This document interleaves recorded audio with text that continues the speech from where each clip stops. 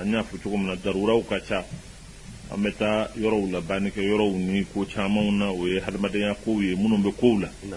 madola amba feka meka se hakamina antise kameo o ni wati seraka soro amatlamin na nala sona anna blay fo wati were inshallah ambe soro katamina wa assalamu alaykum wa rahmatullah wa bismillah wa alaykum assalam wa rahmatullahi wa barakatuh. الحمد لله رب العالمين والصلاة والسلام على أشرف الأنبياء والمرسلين سيدنا محمد وعلى آله وصحبه وسلم تسليما إلى يوم الدين وبعد. يقول الحق سبحانه وتعالى فاسألوا أهل الذكر إن كنتم لا تعلمون. صدق الله العظيم. على ضوء هذه الآية البينة معنا فضيلة الشيخ والإمام محمود ديكو سوف يرد على أسئلة المستمعين التي ترد إلى الإذاعة خلال أسبوع. أنبل مو أنبو فوق والمن ده أنكر مغاني أنغا المامي الشيخ والإمام محمود ديكو أبنا أوغاني نغالي جابي من غالي من شيراء رجو إسلامكما. الشيخ محمود ديكو السلام عليكم ورحمة الله. وعليكم السلام ورحمة الله وبركاته. نغالي دم دم بأمبولو يا السراء رجوما إن شاء الله تعالى أنبي الله سبحانه وتعالى دلي أكاني نغالي جابي نغيما نلقى فلو فلو ندعوكنا ما حكم الأوراد ومن أين هذه الأوراد وكيف بدأت هذه الأوراد. أيوة نعم. كو وردو أكيتي بيشغدي وردو ننو أبورا يرجمي وردو ننو أدمنا شغياج منا. نعم ما شاء الله. بسم الله الرحمن الرحيم. سبحانك اللهم وبحمدك أحمدك ونسألك العفو والعافية وسبحانك اللهم لا علم لنا إلا ما علمتنا إنك أنت العليم الحكيم. اللهم علمنا ما ينفعنا وانفعنا بما علمتنا وصلى الله على محمد وآله وصحبه وسلم. السلام عليكم ورحمة الله وبركاته. وعليكم السلام. سلامو أما على التنوك على فوق ولنمانو كسلة تشاما نو يكشيني نما تشاما كانيني على فيها كاك دانفلون لسو حرما كانو يانكو محمد صلى الله عليه وسلم أنا دنجو ناجي نغم بلجلي أما نيني على فيها ربي على ما يافرام بلجلي no borala mawfoni al-islamiyya ka folikai no e kanyene alafe aka kishi ani baraka ni nema keneni au ni islam kilingilem bela jelenga amin kanyene alafe ya rabbi alaka ambe sawabam amma fu cugum ni ngali nunu tumadola ni ngali do nana ajabili be gele amma gele ayin kunte doreyi ambe ako nyeni ni hakili barsa mim an galla nyini mi oye nyeni di kuma munum be na kuma ka gele mo ni atatugo abekeni hakili na makeni hakili gashibe se ka doala o kuma utuma dola amete ma kunna ka soro ko werete nga fendo be abe wajibiyan nanana amanatul ilm loni yere kala na ya o ba wajibiya mo ka mimbe wili ko honnêteté intellectuelle aba wajibiya mo ka ni kunna aywa abise ka famu ya chugo minna loni sirafe an seko hakela ana seko damajirala ambo jira mbadun ngaw ngalla nyinite ka maka ko lagushi wali be ko minna ko lagushi wali be bara minna ka lagushi wali ye fami famu ko lagushi o tanga wuli an ga wuli ya yoroyi ay mawbe nyin ngalike ka famu ya usoro aywa an seko damajira mana ke minye famu ya chugula mbadi mawum ode an ngalla nyini mo chaman ba fo ko aywa wuluti haketo nyini bon an be haketo nyini tinyere la parce que hadama den de kuma agasin damancha be ko do fo yere fe gashite nga saka ke do man gashi ko haketo nyini te bashi to nyini te bashi minye wurdiko kibariyai wal mamundo adam ne na chugudi ya do wurdi arabu kande naam wala wurdi yere la saliye mi abora kalima min warada wurdu koroyi ina fo mami idumine me femme kan ni kobe dala sogoma wula fe ibeta ka segi be jita ibeta ibenna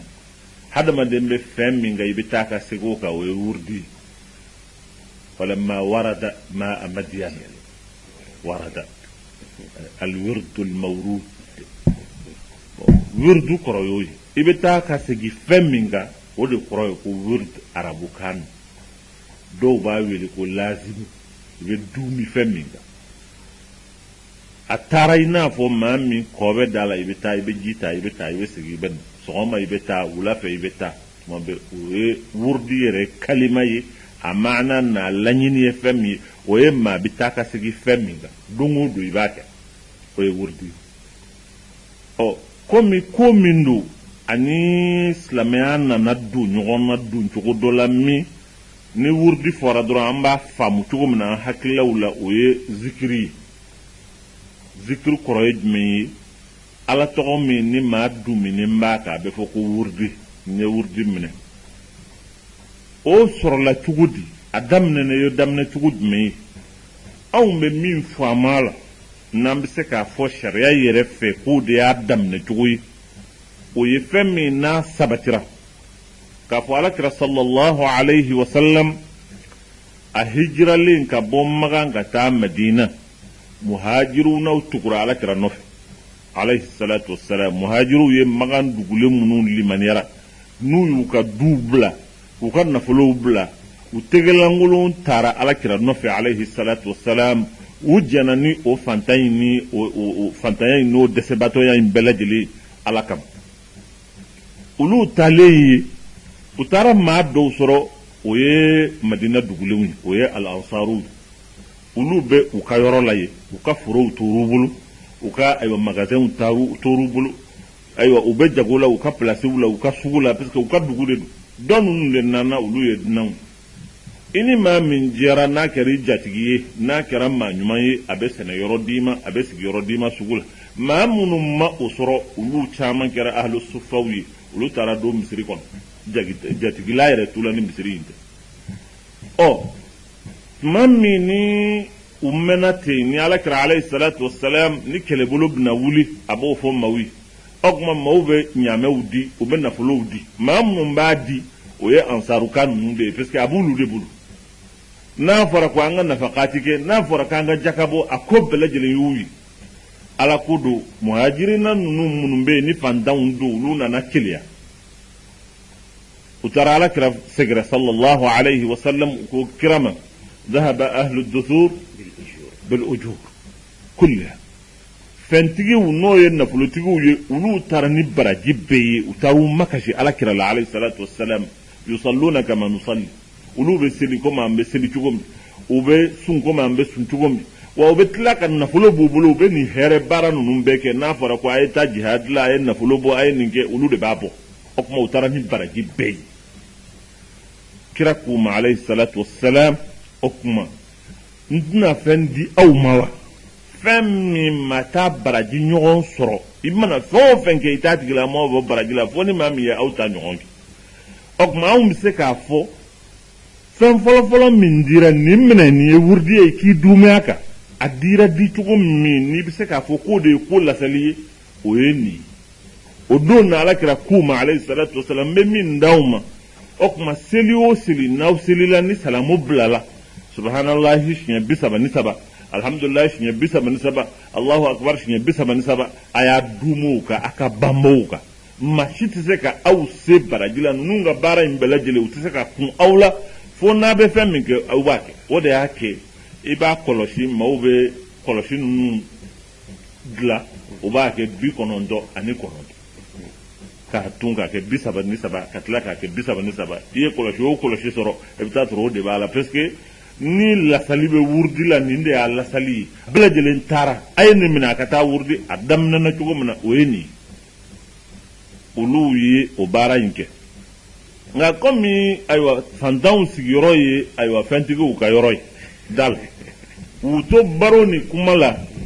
kira ye min fu ye sallallahu alayhi wa sallam ulu ya lakali ma ton mun fana yata here de be yake utlala ka buli kata ala kira sagara sallallahu alayhi wa sallam ka jira kira la ka fa ye min damma ni ya fanyana manunu utlala ko fana ta ka fara ubulu kira ko madhalika fadlullah yutihi man yasha ni ngon ya laka fisa man jadi na fuloka ki bulo ka here kala ka baraw kala min bi se ka to aywa ibe alaka aywa janya soro o ye alaka fisa man jadi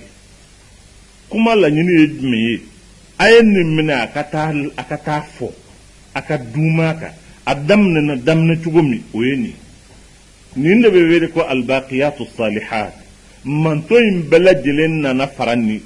ye ko in soro ni soro chugu indela alakira alayhi salatu wassalam aye fantaw de kerenkerani ni vein nga nana ke manto in betaye barsa kira bema nale fem min fo ma o mayota in yorobal okuma wurdi ka fo wurdi yere ikadumi fenga alla sali ni o ma do nin kelen ko ni mbolingwala ube fendo wajibe wiyere kunga do ka wurdi qur'ana kalan sogoma o sogoma nu salla ube hijibu fulakal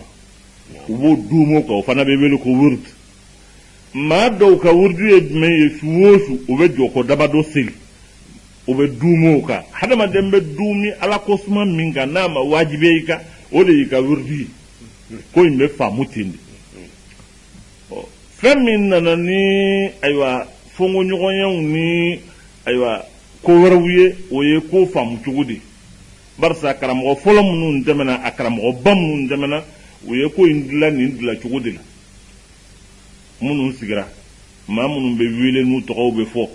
ulu fana ye ko indila la cugu minna oyeni uba iba famu cugu minna uma dohre dlaw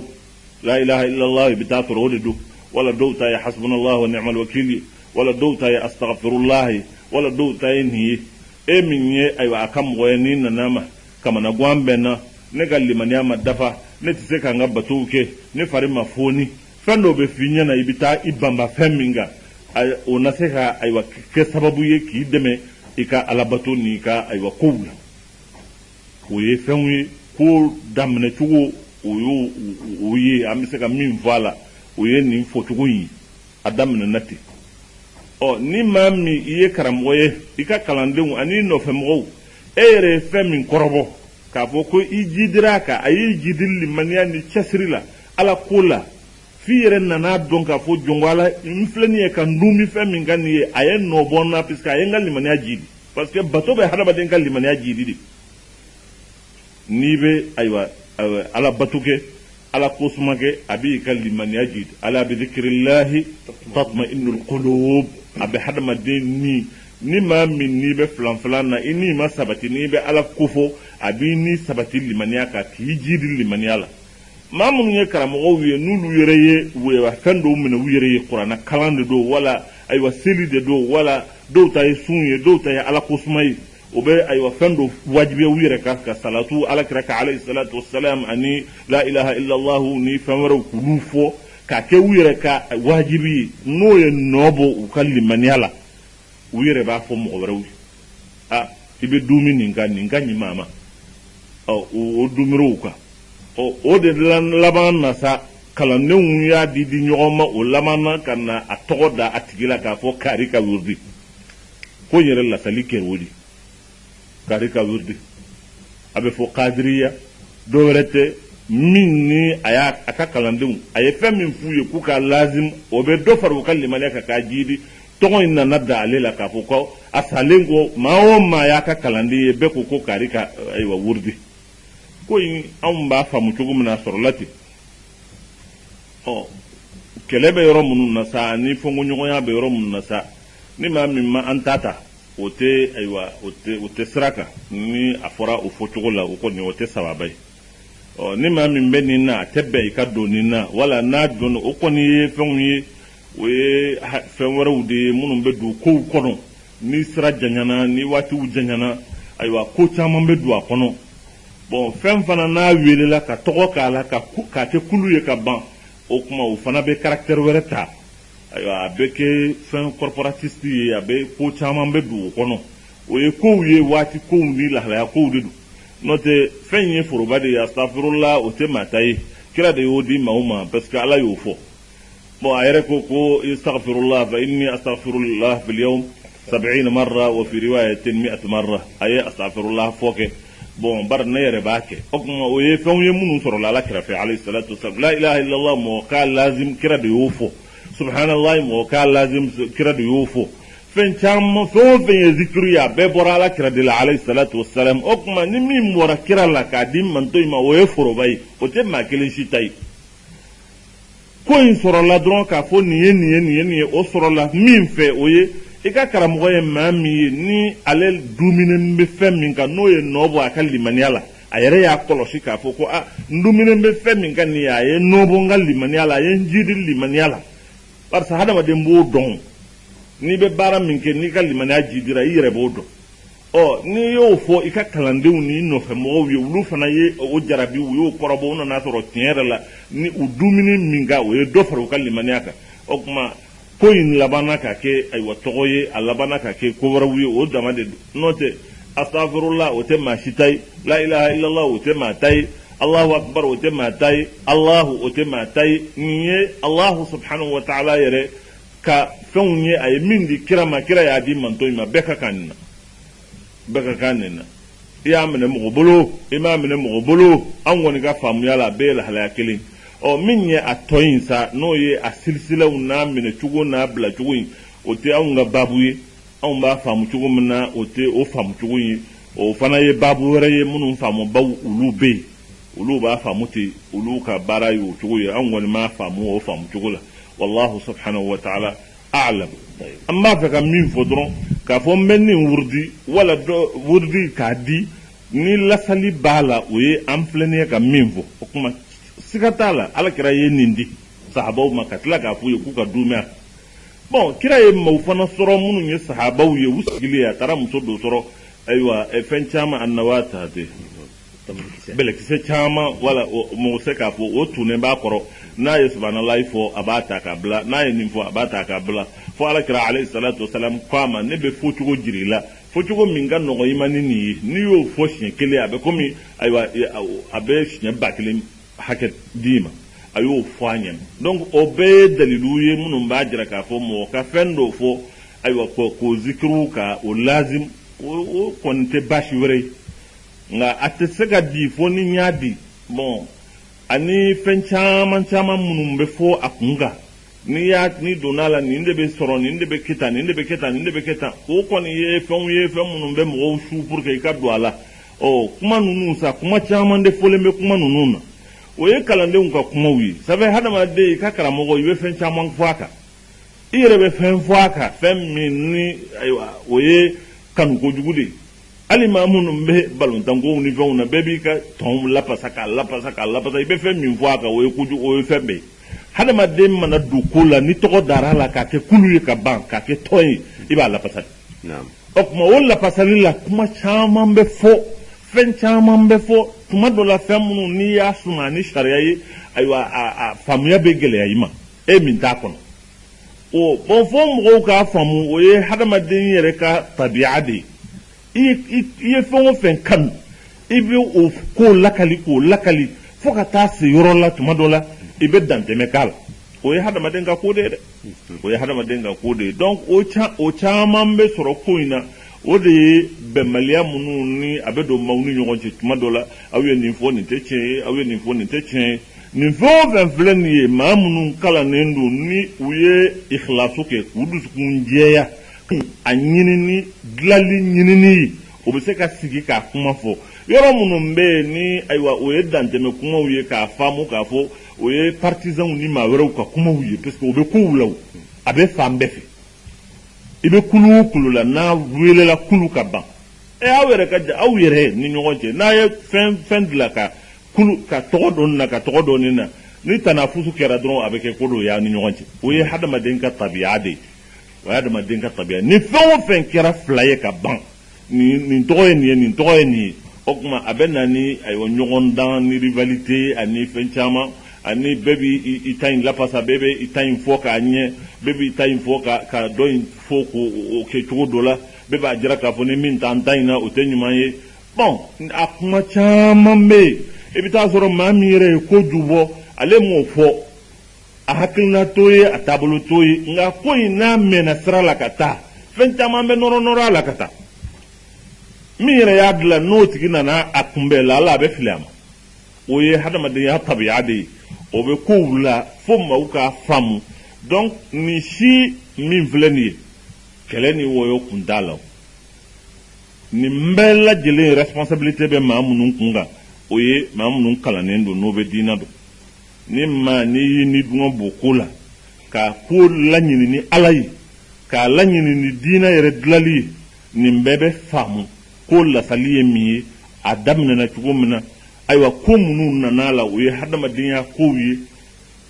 la gestion humaine ni hadama dinya be bolo be femina filibe do hakilna be do ni dunga be do ko woro be fara ko kata bon ko chama be do ko la munun benna ni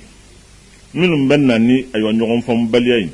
parce que lettre tigi e kuma chama fo mo te nyogon famu o ko la tugudi pourquoi nous ba fa kwanye ni ba fa kwanye ni we be kuma chama ne ba fa kuma yin ka famu dron karamo ko de do an ba fo ni an ye maliki mo wi ni ba fo ka wi shafi'i mo wi ni ba fo anye hanafi mo wi ni ba fo ni o te dore yo korote ka fo ka on te dina kele na koy fo ko yin ka famu dina ko toyi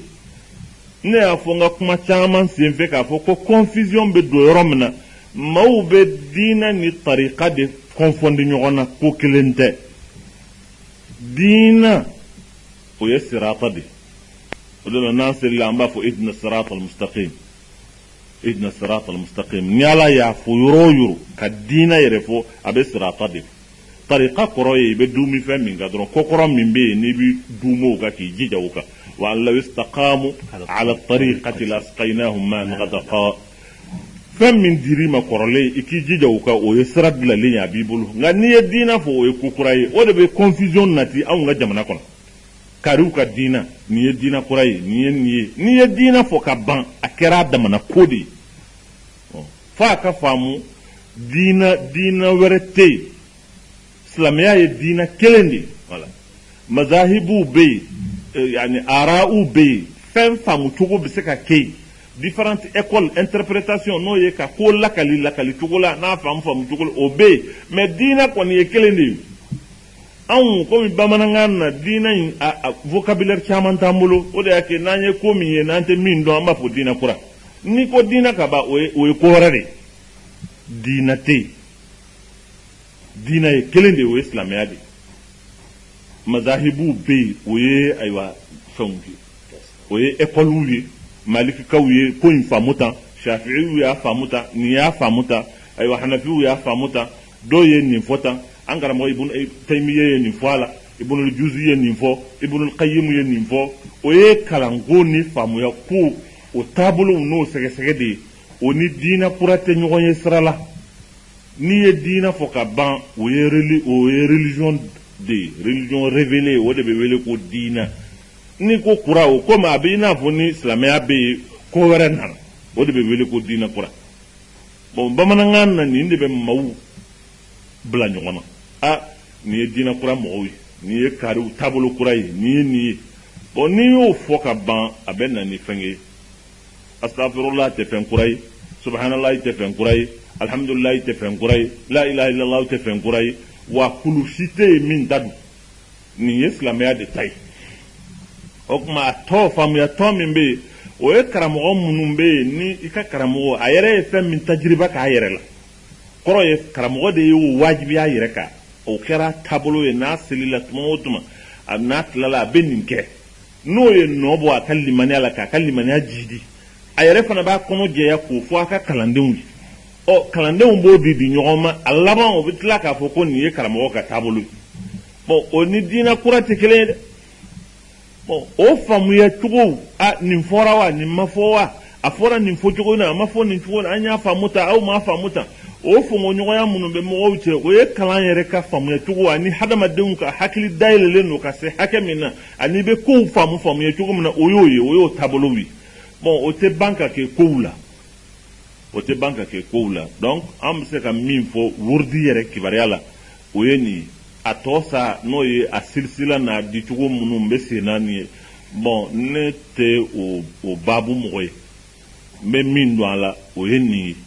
bon ni a bɛ wajibiya n kan parce que n bɛ hakɛ min dɔn lɔnni kibaruya de don ni n ko n tɛ nin dɔn n ma tiɲɛ fɔ parce que n bɛ nin dɔn ni hadamaden i bɛ min dɔn ni ɲininkali o la i ka kan k'o jaabi i ka dɔnta hakɛ ye min ye o ye nin ye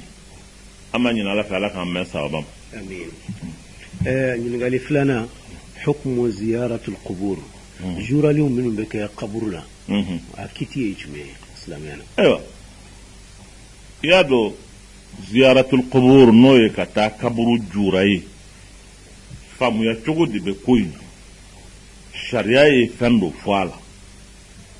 diina dira maa min ma n'o ye alakira ye sallallahu alayhi wa sallam a m'an to an yɛrɛ ma a ye diina in codifié ayi k'a bila sira kan ko o ko n'i b'a kɛ sinsiyɔrɔ dɔ b'i la min ye lasali ye i ka kan ka min lajɛ kuranna y'a fɔ nin fɔcogo la wala alakira y'a fɔ nin fɔcogo la wala minnu bɛ alakira kɔfɛ n'olu ni kira de jɛra n'olu y'a faamu u ye a minɛ kira la o nɔrɔ n'o faamuya ala y'o d'u ma olu y'a faamuya k'a walawala k'a bila yɔrɔ min o y'o ye kunfɛ ko t'a la o sababu la alakira alayhi salatu wassalam a ye ziyara in a y'a dilan silamɛya daminɛ na maaw tun bɛ taa ziyarali kɛ nka sani silamɛya kan na u tun bɛ laada minnu kɛ ziyara la u b'o baara kelen in kɛ o kelen alakira y'u bali a ko bon ziyara ko a y'o bila pewu barisa o y'a sɔrɔ maaw silamɛyara a ma mɛn silamɛya nana laada min ni maaw tun b'a kɛ u ka ziyara kɔrɔw la o laada ma wuli ka bɔ yen fɔlɔ barisa silamɛya ma fɛn f'u ye ziyara ko la o tuma kira y'u bali a ko kaburu don yɛrɛ n'a ye maa su don ka ban a kana se yen tuguni tuma min ni maaw ka limaniya kɔgɔra maaw ka tabiyaw yɛlɛmana u yɛlɛmana ka bɔ u ka laada kɔrɔw kan u janyana ma u ni silamɛya in nana deli kira tilala ka u yamariya u ka segin ka taa kaburu jura o de la a bɛ fɔ kuntu nahaytukum an ziyaratil qubur fazuruha fa innaha tudhakkirukum bil akhirah kira kuma sallallahu alayhi wa sallam kuntu kɔrɔ ye jumɛn ne kun y'a fɔ aw ye k'a k'a dabila o de ye kuntu ye ne kun ko a k'a dabila a ka ziyara kaburu in o ziyara dabila nka sisan a y'a jura barisa a jurali nafa b'a la o nafa in ye jumɛn ye a b'aw hakili jigin lahara kɔ i ka taa jɔ i ka maa kunna maa ba don a ye diɲɛ in kotigiya kɛ k'a girin kɛ k'a fɛn bɛɛ lajɛlen kɛ a laban na a dalen filɛ nin ye bɔgɔ la a tɛ se ka foyi kɛ a tununna i ka jɔ o kunna a b'i latasi a b'i lamiiri i ka duwawu kɛ o tigila maa ye ala ka ayiwa yɔrɔ in nɔgɔya ye i ka duwawu kɛ i yɛrɛ kun ye e bɛna laban yɔrɔ min na ala k'a k'i ma hɛrɛ ye o tɛ baasi ye o tuma ka taa bɔ kaburuw la nin bɔ doncogo in na ka don i dontɔla ka salamu bila o la assalamu alaikum ya ahla dara qawmin mu'minin ka duwawu ko assalamu alaikum fo barisa su fana hɔrɔma de b'u la maa ka min danga kana do ka k'a fɔ su do k'i tu i tɛ salamu bila o la o tuma kira ko n'a donn'o kan a ka salamu bila o la a ka foli bila o la o ye anw ka foli cogo ye dɔw bɛ taa fleurs ni fɛnw de ta k'a da mais anw bɛ salamu de bila voilà k'a fɔ ko salamu kisi b'aw kan an minnu dalen bɛ yan mumini jɔnw na o tuma ka taa i jɔ i bɛ kaburu min dɔn wali i tɛ min dɔn yɛrɛ n'i y'a dɔn nin ye silamɛw a muminiw da yɔrɔ ye nin ye ka salamu bila u kan o ye sunna ye ɔ ka duwawu k'a tigiw ye ayiwa o kɔni o ye fɛn ye sariya ma ban min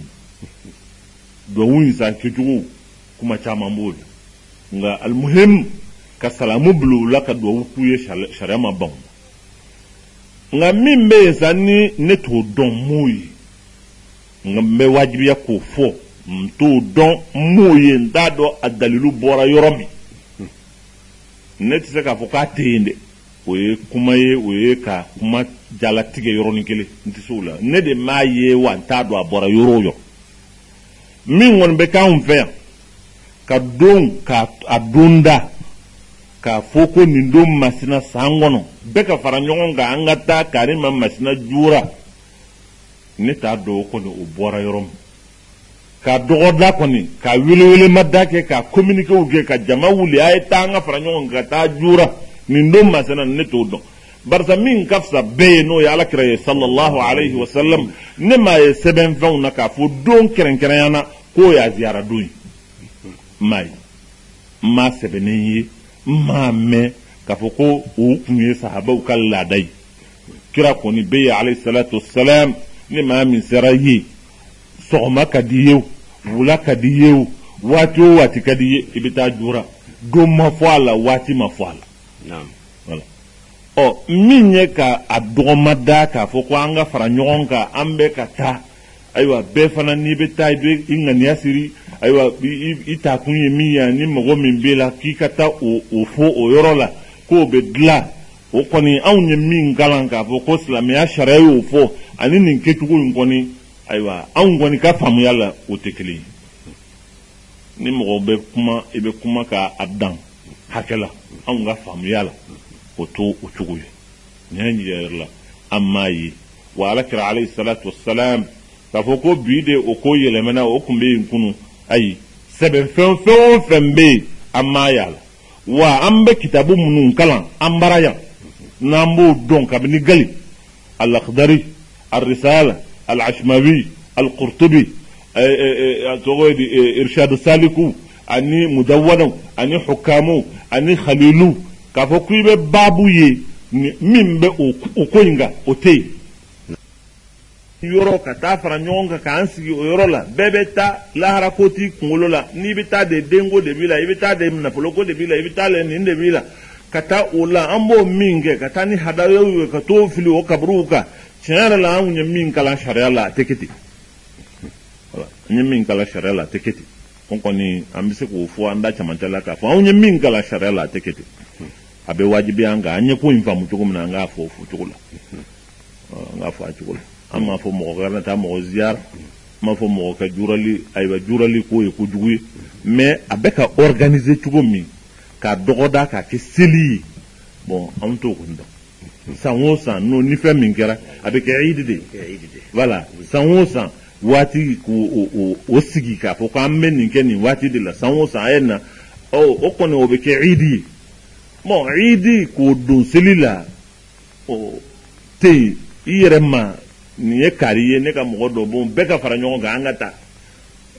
adamaden bɛ ko o ko kɛ diɲɛ kɔnɔ i b'a kɛ de ni hakili dɔw ye n bɛ taa nin fɛn in kɛ n bɛ baraji sɔrɔ a la pour que fɛn in a ka dɔn k'a fɔ baraji b'a la f'i ka dalilu de sɔrɔ kuranɛ kɔnɔ wala hadisa kɔnɔ sariya la min b'a jira i la k'a fɔ ɔhɔn a fɔra maa min ye sariya d'an ma n'o ye alakira ye alayhi salatu wasalam a y'a fɔ an ye ko n'i y'a kɛ tan i bɛ baraji sɔrɔ ɔ min fɔra kɔni n'i ye ziyara kɛ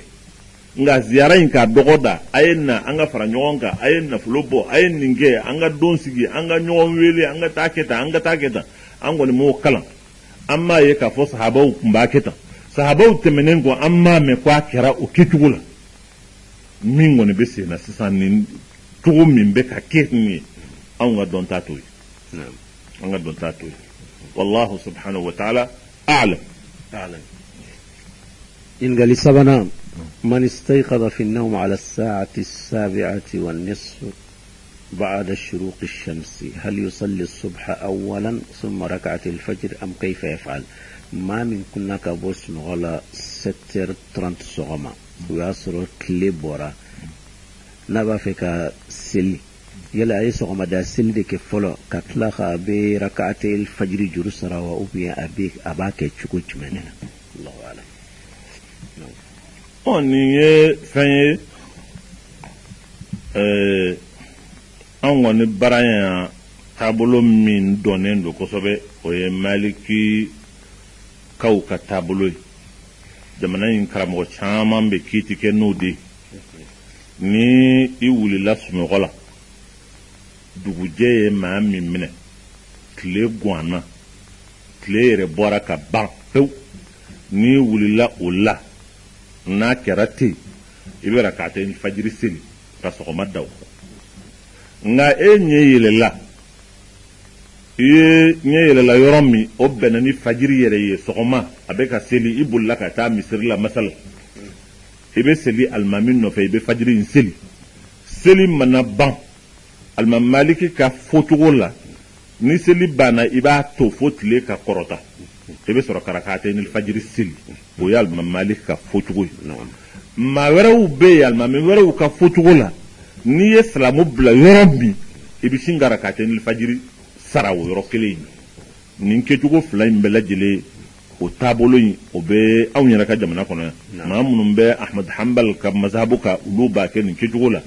nka mazhabu kɔrɔlen min bɛ yan n'o ye alimami Maliki olu taabolo o ye ni sɔgɔma don masalan i nana k'a sɔrɔ i bɛ don alimami de fɛ sɔgɔma seli don i nana misiri la i bɛ se yɔrɔ min o y'a sɔrɔ seli jɔra ni seli jɔra o la o tuma i bɛ rak'atayn i bɛ a tɔgɔ di fajiri in de seli fɔlɔ ni salamu bilala i b'a to yen fo tile ka kɔrɔta o tuma rak'atayn fajiri i b'o sara o ye alimami Maliki ka faamuya cogo ye masala in na nin kɛcogo in bɛ bɛn ni maa min fana ni sina ka salamu bila o yɔrɔnin kelen i wulila ka rak'atayn fajiri seli baasi t'o la nka ni i dugujɛ de y'i minɛ fo ka tile yɛrɛ kɔrɔta k'a sɔrɔ e ma wuli sunɔgɔ la n'i wulila i bɛ o kɔni a bɛɛ ye sarali de ye sa o tuma i bɛ ordre kɛ ko la o kɔrɔ i bɛ rak'atayn fajiri kɛ i bɛ sɔrɔ ka sɔgɔma seli n t'a dɔn ni kuma in ayiwa a faamuna fɔcogo min fɔra la o ye fɔcogo fila ye a bɛ sɔrɔ fɔcogo wɛrɛw fana bɛ yen nka fɔcogo fila min dɔnnen don anw ka jamana ka karamɔgɔw fɛ o ye nin ye a fɔlɔ ye jumɛn ye maa min ni ayiwa dugujɛ y'i minɛ n'a y'a sɔrɔ tile yɛrɛ kɔni kalayara pewu i bɛ wuli waati min 7h30 de don wala 8h de don n'o wulila o kuma ko wɛrɛ tɛ ɲini o la o ye sarali de ye parce que a fila bɛɛ lajɛlen waati taara k'i dan o kuma i bɛ kow tugu ɲɔgɔn kɔ i bɛ rak'atayn fajiri seli i bɛ ayiwa sɔgɔma seli maa min ye misiri dunge de ye masalan e wulila o y'a sɔrɔ as-salatu khairu minan nawmi fɔra ka ban ayiwa kow bɛra ka ban sani i yɛrɛ ka seliji ta qad qamati salatu kɛra seli jɔra ni seli jɔra i bɛ taa don alimami kun ka seli o ye i bɛ sɔgɔma seli salamu bilalen kɔ alimami Maliki ka faamu cogo la n'o ye ayiwa ale bɛ taabolo min ka masala in na o de ye i bɛ salamu bila i tɛ sin ka seli ten i b'o to yen ni tile kɔrɔtara waati min o kuma i bɛ rak'atayn fajiri in sara o ye alimami Maliki ka faamuya cogo ye faamuya cogo wɛrɛ ye jumɛn ye n'i ye salamu bila yɔrɔ min na i bɛ wuli i bɛ jɔkɔ fila in seli nin bɛɛ lajɛlen daliluw b'a la nacogow b'a la min y'a to ni alimami ninnu u y'u sinsin nin fɛn ninnu kan nka maa min kɔni n'i ma wuli fo 8h n'i wulila i bɛ rak'atayn fajiri seli i bɛ sɔgɔma seli wallahu subhanahu wa ta'ala a'lam ينقلنا بتا هل يستطيع المسلم أن ينسب ولد الزنا إليه كولد شرعي؟ أيوه كسلا من يوم إسكا بسكا مي ولا فن جنادين نو كاكي أكادي كمي دي حلال ديما مسكا كي non ni halala do ate wele wala do zina bleu ça fait silamɛya la den bɛ kɛ mɔgɔ ta ye ni sariya min ye sira min ye o dɔnnen hadamaden silamɛya kɔni taabolo la i bɛ muso de ɲini sariya ka ɲinini na a furu bɛ siri sariya ka furu siri la ni den min sɔrɔla ka aw to o kɔnɔ o bɛ wele ko sariya ka den o y'i den ye i ta don i tɔgɔ bɛ da o la karima masina den a bɛ fɔ o ye ten silamɛya y'a ɲini ka hadamadenya bila minɛn min kɔnɔ o y'o ye mais n'i ye den min sɔrɔ a ma sɔrɔ o kiiti kɔnɔ o tɛ sariya la i den t'o ye sariya bɛ den d'i ma ni hukumu minnu ye olu tɛ yen o tuma sariya b'i kumaniya o den ma c'est-à-dire a bɛ komi punition de ni e ye taara fɛn sɔrɔ i m'a sɔrɔ a sɔrɔ cogo la sariya ka kan k'i nɔ minɛ de a nɔ minɛni na fɛn yɛrɛ bɛ bɔ si la fɔlɔ o y'a nɔ minɛni ye ani ni ye den oho i joli do e de y'a wolo tiɲɛ do nka komi i y'a sɔrɔ cogo la sariya man jɛ ni sɔrɔ cogo min ye sariya bɛ fɛn in bɔ si la i ta tɛ a bɛ danbe ka taa a ba de ma a bɛ danbe ka taa a ba ma a ba de ta ye den ye sariya kɔni na o y'o den ye anw bɛ lahalaya min na sisan den sɔrɔla après i yɛrɛ nana k'a fɔ n den don ɲaare ko ni wala mɔgɔw ko ne n'a bɔlen don bon donc i y'a minɛ k'a kɛ i den ye ka hakɛw bɛɛ d'a ma o kɔni ye hadamadenya ko de ye mais sariya t'o ye maaw bɛ ko caman dilan i ye ko min dilan hadamadenya ko la o ye hadamadenya ko de ye mais sariya o ye kiiti de ye sariya ye mun fɔ sariya la a tɛ bɛn kuma kɔrɔ y'o ye sariya la a tɛ bɛn den bɛ kɛ maa ta ye sariya ye muso ɲini fo cogo min na ni a kɛra ka musotigiya kɛ o kɛcogo la o jɛɲɔgɔnya min bɛ k'aw ni ɲɔgɔn cɛ ni den min bɔra o la o tuma sariya fɛ o y'i den ye o bɛ nasabu ka taa i ma o de y'a kɛ ni den sɔrɔla o kiiti kɔnɔ i ni den kana bɔ ɲɔgɔn fɛ i ni den yɛrɛ kana kɛ hali lahalaya kelen ye sariya mago t'o la والذي يصوركم في الأرحام كيف يشاء yado ala ko ale de b'aw dilan badebe la komi a diyara ye cogo min o tuma a ma wajibiya fo den ni bangebaa ka bɔ ɲɔgɔn fɛ o kayfa yasha'u ala y'o de fɔ n'a ka di maa ye i fa ye jamajɛ ye a b'i kɛ suruma ye n'a ka d'a ye i fa jɛlen don a b'i kɛ finman ye kayfa yasha'u ala y'o de fɔ donc a tigilamɔgɔ jɛman don a finnen don o tɛ se ka kɛ critère ye ko den bɛ kɛ nin da ye wala a tɛ k'a ta ye kuma laɲini ye mun ye ni furu kɔni kɛra silamɛya furu sariya fɔra cogo min na furu kɛra ten ni den min sɔrɔla a la o kuma o ye fa ta ye nka silamɛya sariya ye jɛɲɔgɔnya in fɔ cogo min na n'a ma kɛ ten a bɛ komi i taara muso dɔ de suɲɛ parce que sariya m'a d'i ma ɔ n'i tɛ den sɔrɔl'o la i bɛ pini ni sariya de bɛ yen i bɛ minɛ ka gɛɲɛ b'i la wala ka rajimu k'i la k'i fara kiriw o ye a punition dɔ ye ni den yɛrɛ sɔrɔla ka i kumaniya den na i ta tɛ o y'a punition dɔ ye o bɛ k'i la kuma sariya ma jɛ n'o ye sariya ma jɛ n'o ye a tɔ in kɔni o ye hadamadenya ka gestion de ye i ye mɔgɔ sɔrɔ wala a kɛra cogo dɔ la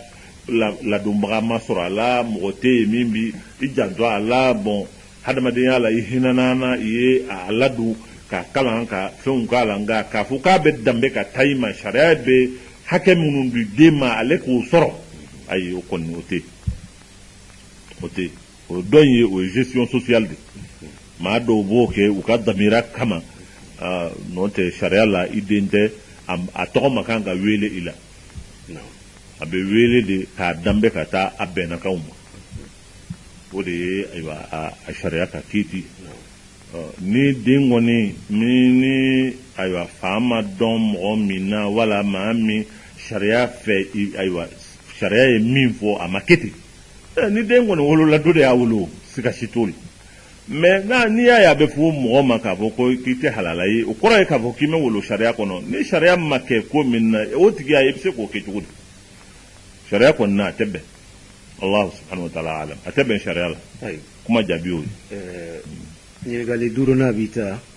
imra'atun tas'al ma hukmu man nasiya aw shariba wa huwa fi sawmi al-qada ni an balimamuso ka ɲininkali dɔ de ye maa min bɛ sun juru sara de la a ɲinana a ye ji min a ye dumuni kɛ a ka sun kiti bɛ cogo di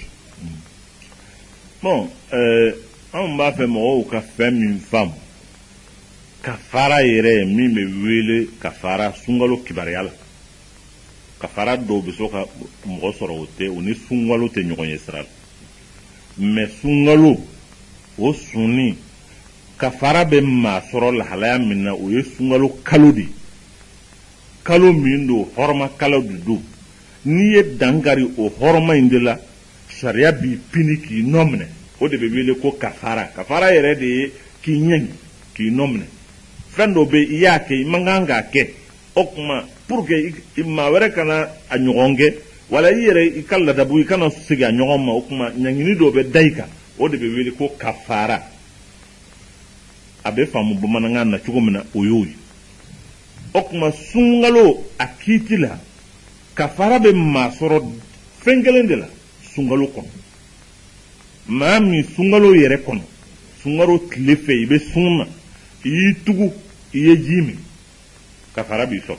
i y'i tugu i ye dumuni kɛ kafara b'i sɔrɔ i y'i tugu ayiwa i ye kafoɲɔgɔnya kɛ a ka hakɛ to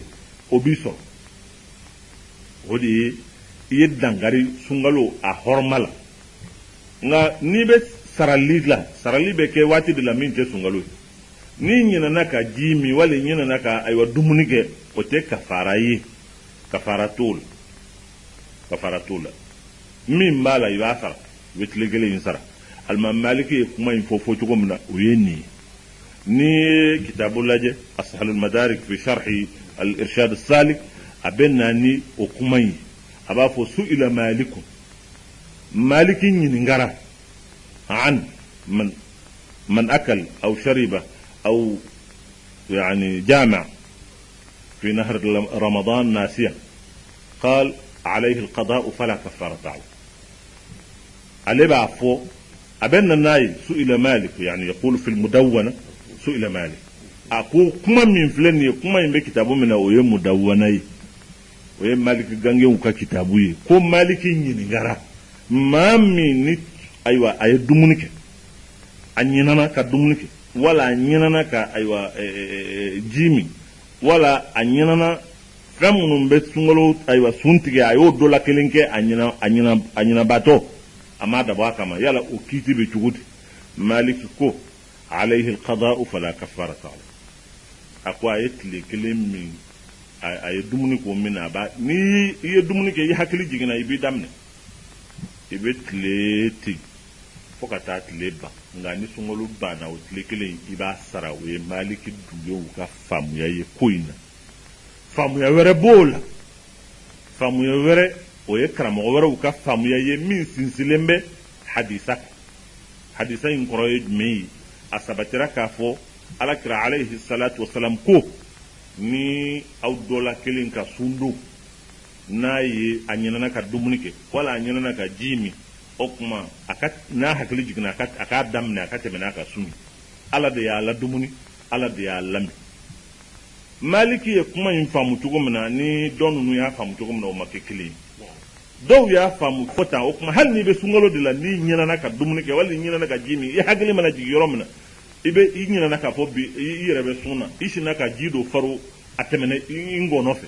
wali i ye fɛn dɔ lɔgɔma ɲɛ kelen ta i y'a fili da kɔnɔ i b'o la dɔrɔn mɔgɔw k'i ma wala dɔw ye te d'i ma i y'a furu i hakili nana jigin k'a fɔ ja ne bɛ sun na koyi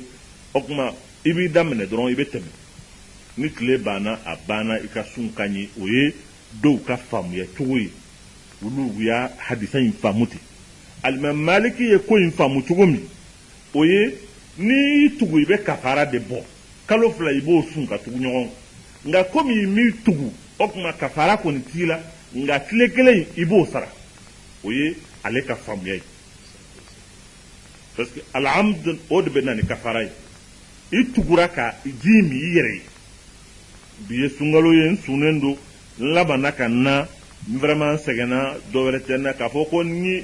bana de don wala fɛn dɔ de ye n degunna fo ka taa se ni de bɛ ɲini ka halaki o tɛ dɛ n yɛrɛ de ye ji min n yɛrɛ ye wala n ye dumuni kɛ n yɛrɛ ye ten o ye amdu ye o ye i ɲinana ka i tugura k'a kɛ o tuma o ɲangini o ye kalo fila ye nka ni maa min ɲinana n'i ɲinana ka ban ale fɛ o tuma ɲangini o kɔni t'i kan i tɛ kafara sara nka tile kelen min filɛ nin ye i ka kan k'a segin a nɔ barisa tile kelen in tiɲɛna o tuma jamana in faamuya caman bɛ nin de kan ne y'a fɔ cogo min na n ko anw fɛ yan kitabu minnu kun dɔnnen don n'olu kalanlen don anw ka karamɔgɔw fɛ ka caya o ye nin kitabu de nin kuma min filɛ nin ye a bɛ irshadu salik la n'i taara a sharhu lajɛ n'o ye asalul madarik ye i bɛ taa sɔrɔ k'a fɔ ko wasu qala al mudawwan de koti ko su ila maliku al mudawwan de ko maliki ɲininkara a ɲininkara maa min ye man akal aw shariba aw jama'a nasiyan fi nahar ramadan faqal fa ajab ko maliki ye jaabili kɛ maa min ye nin dɔ la kelen kɛ nasiyan a ɲinane a ye ji min wala a ɲinane a ye dumuni kɛ wala a ɲinane ayiwa a gɛrɛla a furumuso la a ka hakɛ to n'a ɲinanen de y'a kɛ o tuma ale ko a bɛ tile kelen sara kafarata foyi t'a la o kuma min bamanen bɛ anw fɛ yan ka caya o ye ni ɲinana n'i bɛ nin ko in na n'i bɛ ayiwa sarali de la o ye n'i bɛ baraji sun de la sarali wɛrɛ t'i la i bɛ baraji sun na i ɲinana i ye dumuni kɛ wala i ɲinana i ye ji min i b'i daminɛ ni hakili jiginna dɔrɔn i ka baraji b'a nɔ nka n'i bɛ tile kelen de kɛ k'a sara o ye sunkalo sarali de ye i ɲinana i ye ji min i ɲinana i ye tile fɛn min o kuma o tile kelen in kɔni i b'a sara nka i bɛ se ka continuer ka dumuni kɛ komi i tɛ sunkalo la ka ban n'i ye ji min i ye fɛnkɛ min i bɛ se ka continuer yɛrɛ n'a ka di ye k'i ka dumuni kɛ a dugusɛjɛ i b'i ka tile kelen sara o ye malikikaw ka faamuya ye nin faamuya in de waralen don an ka jamana in kɔnɔ o tuma n'a ye ko wɛrɛ fana mɛn minnu b'a fɔ ko ni i ɲinana ka ji min wala i ɲinana ka fɛn min i b'i daminɛ i ka sunkalo tile kɔnɔ i ka sun ka ɲi kuma in tɛ kuma kura ye hadisa de don faamuya cogow de don o hadisa y'a fɔ cogo min na o ye nin ye a faamuna faamuya cogo min na hadisa kelen de don nka karamɔgɔ ninnu ka faamuya cogo de ma kɛ kelen ye mali kɔni y'a faamu kafara de t'i kan n'o tɛ tile kelen ye o tiɲɛna i ka kan k'a sara dɔ ninnu y'a faamu kira ko fɛn t'i kan ala de y'i dumuni o kuma a banna fɛn t'i kan in sa o de faamuya cogo ma kɛ kelen ye o bolo fɛn t'i kan in maliki y'a faamu kafara de t'i kan n'o tɛ i ka kan ka tile kelen in kɔni faamu dɔ ninnu y'a faamu ni fɛn t'i kan ka ban fɛn t'i la ka ban a banna i ka tile kelen i b'i daminɛ dɔrɔn i ka tile kelen b'a nɔ na o ye o faamuya cogo ye wallahu subhanahu wa ta'ala a'lam nga aka faamu aka ɲininkali la e min bɛ sarali de la ni ɲinana ka dumuni kɛ i ɲinana ka ji min ka baara tɛ yen o la i b'i da n'a ka di ye i bɛ continuer o dugusɛjɛ i bɛ tila ka i ka tile kelen sara k'a bila a nɔ wallahu subhanahu wa ta'ala a'lam ɲininkali wɔɔrɔnan ما حكم من يقول بحرمة أو بجاه النبي صلى الله عليه وسلم اللهم صل على رسول الله ني كلا لا حرمة وبجاه محمد صلى الله عليه وسلم أكيد بتقولي يعني ما حكم لله ورسوله افعل أو اعطني أو من أجل على نكرا كما نندين ما على نكرا كما وبنكين على نكرا كما اللهم صل على رسول الله ya dɔn ni masala ninnu ni fɛn ninnu olu ɲɛ ka misɛn dɔɔni ɲɛ ka misɛn tɛ dɔwɛrɛ ye faamuya cogo de don ayiwa min ye kira a kɔsɔ ye wala kira ka jahu n'a ka hɔrɔma ye siga t'a la hɔrɔma bɛ kira la alayhi salatu wassalam hɔrɔma b'a la ka si t'o la hɔrɔma bɛ kira la diɲɛ in kɔnɔ hɔrɔma b'ara lahara barisa n'an sera lahara bɛɛ bɛ minɛ don min k'i jɔ k'i kamana guwa maaw bɛ taa u kɔli maa min na k'u kuma bɔ o ye alakira alayhi salatu wassalam nabi ɲumanw b'o la cidenw b'o la maa wɛrɛw b'o la o kuma jahu bɛ kira la jahu ye hɔrɔma bɛ maa min na i bonya kama fɛn dɔ bɛ to i kama o bɛ kira la dɛ alayhi salatu wassalam sika si t'o la ko in fɔ cogo a n'a nacogo sa hakiliw de ma kɛ kelen ye o faamu cogo in bɛɛ bɛnnen b'a kan i tɛ taabolo si ye diinɛ in kɔnɔ min ma sɔn a ma k'a fɔ ko ayiwa hɔrɔma bɛ kira la o taabolo tɛ yen o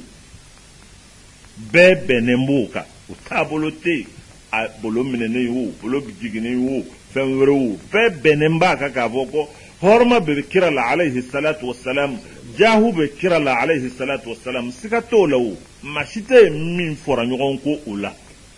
safe ko in a bilali yɔrɔw la ani kumaw ni ɲɔgɔn cɛ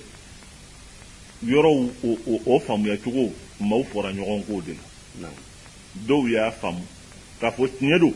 hɔrɔma bɛ kira la tiɲɛ don bonya bɛ kira la tiɲɛ don ko bɛ to kira kama alayhi salatu wassalam nga yɔrɔw bɛ yen minnu kɛrɛnkɛrɛnlen don k'a di ala ma kelen dɔw ani fɛn jɛntow la n'i b'o yɔrɔw la n'i b'o kuma suguw fɔ o kuma ko in ka kɛrɛnkɛrɛn k'a kɛ ala kelen ta ye i kana fɛn fara a la hami in bɛɛ lajɛlen y'o de ye n'o tɛ k'a fɔ k'o tigilamɔgɔw u b'a nakari k'a fɔ ko hɔrɔma de tɛ kira la ayi o tɛ ko in bɛɛ lajɛlen ye fɛn dɔ de ye yɔrɔ dɔw bɛ yen Allahu subhanahu wa ta'ala a bɛ keleya o yɔrɔ la o y'ale kelen ka masaya n'a ka ayiwa kelebandenya n'a ka setigiya ani foyi jɛlen t'o la ani foyi jɛlen t'o la ala yɛrɛ y'o yira lahalaya bɛɛ lajɛlen na k'a fɔ k'ale ye kelen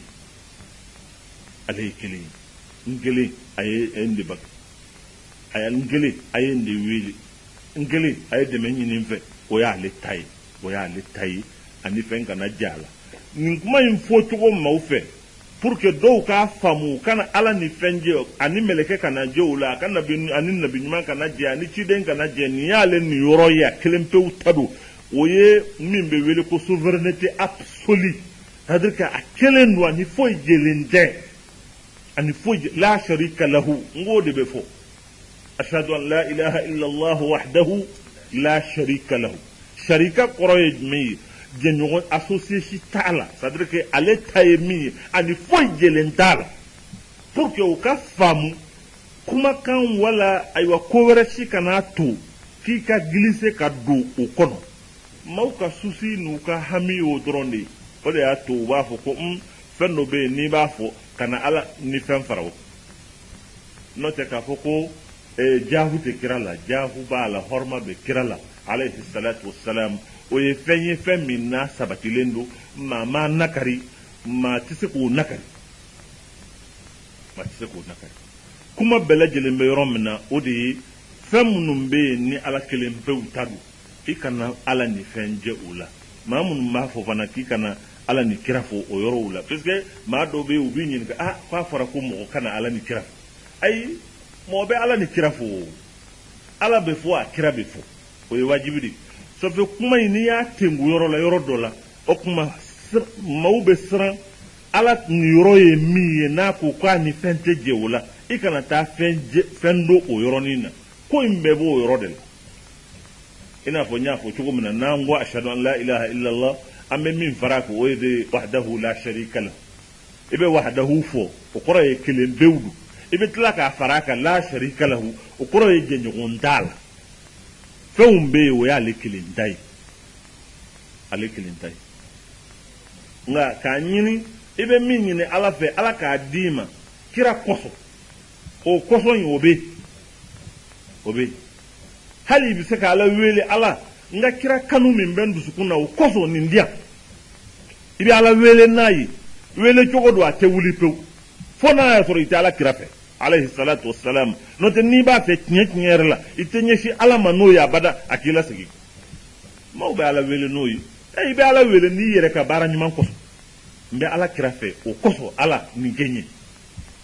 maaw kɔni o kɔsɔn in bɛ yen o jaahu in bɛ yen maaw tɛ ɲɔgɔn na o yɔrɔ la ye kuma in fɔcogo dama de don ani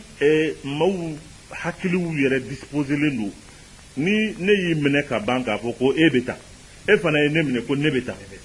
i t'a ɲɛɲini tuguni o ne mana fɔ cogo dɔ la dɔrɔn i b'a fɔ tan ninnu ko mɔgɔ kana ala fɔ i kana kira fɔ ninnu fana ko mɔgɔ ka ayi kana ala yɛrɛ deli ko i b'a fɔ kira dɔrɔn bon n'i y'a faamu ten o ye kɛlɛ kumaw ye o ye dusu kumaw ye o ye maa minnu déjà u hakili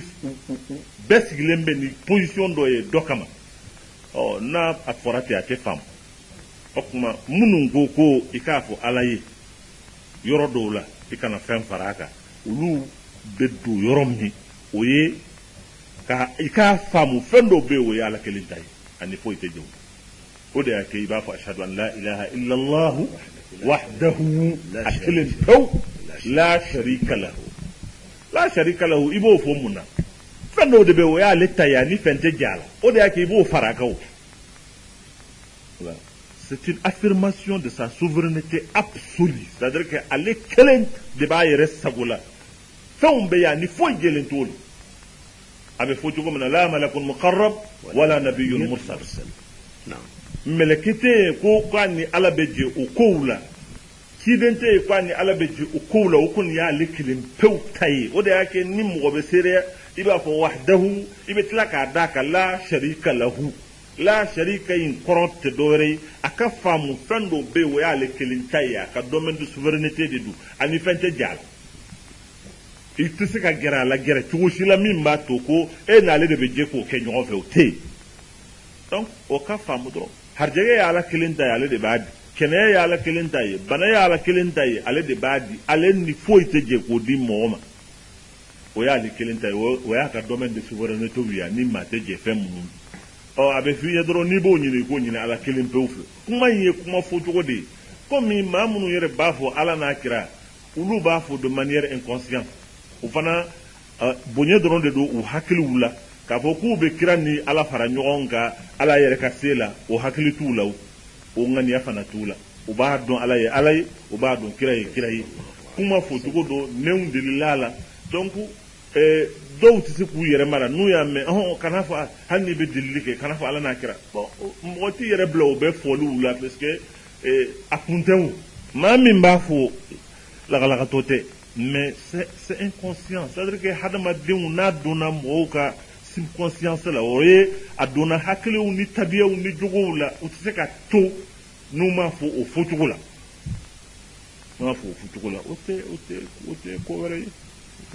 Allah subhanahu wa ta'ala a'lam an b'a fɛ mɔgɔw ka kow ninnu faamu ni hakili ka faamuya dɔrɔn de n'i ye ko faamu ni hakili ka faamuya ye a b'a faamuya ka ɲɛ nka n'i ye dusu don ko la ani n'i sigira ka déjà k'a fɔ ko ninnu ye kariw de ye olu bɛ tan ni n'o hakilila ye k'o faamu i tɛ se k'a faamu tuguni f'i ka faamu ni ayiwa ladiriya ka faamu ye i k'a faamu ni hakilisigi ni tiɲɛ ɲinini ni ayiwa hɛrɛ ɲinini faamuyali ye n'i y'o fɔ e yɛrɛ min bɛ kuma fɔ n'i ye karamɔgɔ ye f'i ka don o kiiti de kɔnɔ n ye min fɔ n ko ni hadamaden ni ko kɛra n ye nin kulu ye n'o donna ko la ka ban ko tiɲɛna hadamaden yɛrɛ ka tabiya de y'o ye n bɛ nin parti la ni e fana bɛ nin na hali n'aw ye fa kelen ba kelen aw bɛ fɔ ɲɔgɔn kɔ dɔwɛrɛ tɛ o aw ye tɔgɔ minnu d'aw yɛrɛ la o dama de don n'o tɛ aw bɛɛ ye kelen ye n'aw bɛ kɛlɛ ma bɛɛ ye silamɛ ye nka n'i y'a ye maaw bɛ fɔ ɲɔgɔn kɔ dɔwɛrɛ tɛ tɔgɔ ko min donna mɔgɔw ni ɲɔgɔn cɛ o dama de don aw ye nin ye an ye nin ye aw bɛ sɔn nin ma anw tɛ sɔn nin ma anw ɲinɛna k'a fɔ o ye kalanko ni faamuyako ni ayiwa école ko ni ko interprétation ko de don anw y'o kɛ sababu ye k'a kɛ différent yɛrɛ ye non o kow tɛ o a bɛ wajibiya anw kan a bɛ wajibiya silamɛw bɛɛ lajɛlen an bɛ lahalaya minnu na ni silamɛya bɛ dakun min na bi diɲɛ kɔnɔ ani yɔrɔw ɲɛfɛ maaw ka hakili sɔrɔ fɛɛrɛ ka kɛ maaw k'a lajɛ fɛn caman bɛ yen maaw y'a faamuya cogo min n'u y'a lakali cogo min i bɛ taa sɔrɔ tiɲɛ yɛrɛ la o ye dusu ka lakali ye ani ayiwa ko caman ka lakali ye maaw ka segin ka o jatew minɛ dusukun bɛ se ka gɛrɛ ɲɔgɔn na cogo min na yɔrɔ minnu bɛ yen ni a faamuya dɔw la k'a sɔrɔ o faamuyaw tɛ o ka fɔ an ɲɛna an k'a faamu ayiwa k'a ɲini ala fɛ ala k'an bɛɛ sababa ma kuma hakilila sisan kɔni dɔ kɛra tɔgɔ min bɛ yen ala sɔnna o dɔgɔkun wɛrɛ voilà o kuma an bɛ a lajɛ ka ayiwa ko in a jɔ nin yɔrɔ in na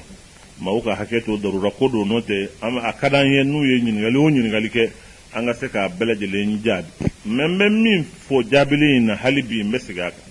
maaw k'a faamu wa ma nuridu illa al-islah laɲini tɛ dɔwɛrɛ ye dilali kɔ ani ɲɛni kɔ kɛlɛ tɛ lagosili tɛ kuma o kuma n'an b'a fɔ n'a bɛ bɔ an nɛnkun kan n'o bɛ kɛ sababu ye ka alakira manto in de fara wala a bɛ kɛ sababu ye ka manto in jɛnsɛn an b'a ɲini ala fɛ ala ka n'o boli an nɛnkun nka fɛn o fɛn n'an b'a fɔ n'o bɛ se ka kɛ sababu ye ka manto in gɛrɛ ɲɔgɔn na